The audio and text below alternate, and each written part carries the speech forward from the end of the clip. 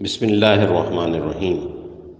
جن لوگوں نے کفر اپنا لیا ہے، کیا وہ پھر سے یہ سمجھتے ہیں کہ مجھے چھوڑ کر میرے ہی بندوں کو اپنا رکھوالا بنا لیں گے؟ یقین رکھو کہ ہم نے ایسے کافروں کی مہمانی کے لیے دوزخ تیار کر رکھی ہے۔ کہہ دو کہ کیا ہم تمہیں بتائیں کہ کون لوگ ہیں جو اپنے اعمال میں سب سے زیادہ ناکام ہیں؟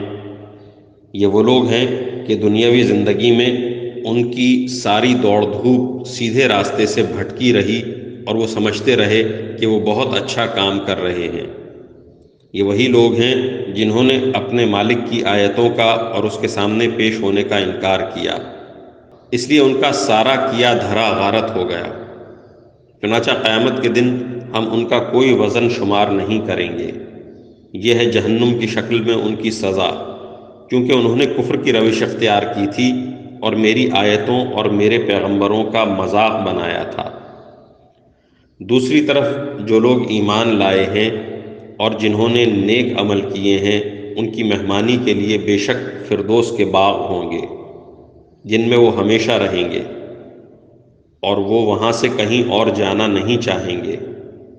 اے پیغمبر، لوگوں سے کہہ دو کہ اگر میرے رب کی باتیں لکھنے کے لیے سمندر روشنائی بن جائیں تو میرے رب کی باتیں ختم نہیں ہوں گی کہ اس سے پہلے سمندر ختم ہو چکا ہوگا۔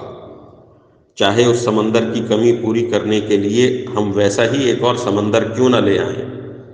کہہ دو کہ میں تو تم ہی جیسا ایک انسان ہوں، البتہ مجھ پر یہ وحی آتی ہے کہ تم سب کا خدا بس ایک خدا ہے، لہٰذا جس کسی کو اپنے مالک سے جا ملنے کی امید ہو اسے چاہیے کہ وہ نیک عمل کرے اور اپنے مالک کی عبادت میں کسی اور کو شریک نہ ٹھہرائے۔